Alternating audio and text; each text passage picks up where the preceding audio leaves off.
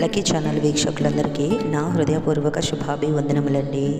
ఈరోజు మన వీడియోలో ఆదివారము ప్రభువు దినము ఎందుకు అని బైబిల్ వాక్యాలు 6 మాటలు నేను మీకు చదివి వినిపిస్తానండి. మత్తయి 28వ అధ్యాయంలో 1వ వచనము, విశ్రాంతి దినము గడచిపోయిన తరువాత ఆదివారమున తెల్లవారుచుండగా మగ్దలేని మరియయు వేరొక మరియయు సమాధిని చూడవచ్చిరి. యోహాను 20వ అధ్యాయం 19వ వచనము, ఆదివారము సాయంకాలమున శిష్యులు యూదులకు భయపడి తాము కూడియున్న ఇంటి తలుపులు మూసుకొని ఉండగా యేసు వచ్చి మధ్యను నిలిచి, మీకు సమాధానము కలుగునుగాక అని వారితో చెప్పెను.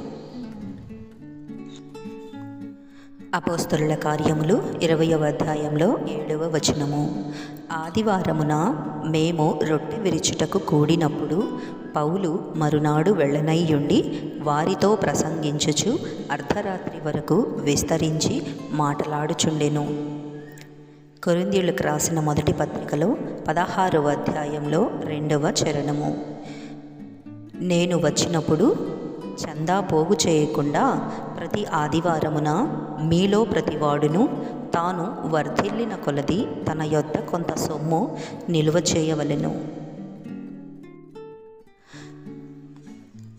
ప్రకటన గ్రంథము 1వ అధ్యాయంలో 10-11 చరణములు, ప్రభువు దినమందు ఆత్మవశుడనై ఉండగా బూరధ్వని వంటి గొప్ప స్వరము, నీవు చూచుచున్నది పుస్తకములో వ్రాసి Ephesus, Smyrna, Pergamum, Thyatira, Sardis, Philadelphia,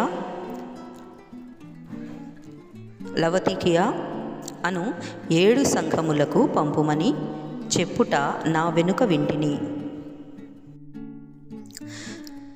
లేవియ కాండంలో 23వ అధ్యాయంలో 15-16 చరణములు, మీరు విశ్రాంతి దినమునకు మరునాడు మొదలుకొని అనగా అల్లాడించు పనను మీరు తెచ్చిన దినము మొదలుకొని 7 వారములు లెక్కింపవలెను. లెక్కకు తక్కువ కాకుండా 7 వారములు ఉండవలెను.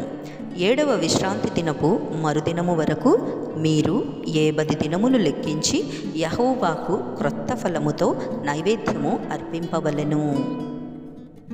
ఆమేన్. ఈ మాటలు మీ అందరి హృదయాలలో స్థిరపరచబడును గాక. ఆమేన్, ఆమేన్, ఆమేన్. మరొక వీడియోతో మీ ముందుకు వచ్చేంత వరకు దేవుని మహాకృప నాకు మీకు తోడయ్యుండి నడిపించును గాక. ఆమేన్.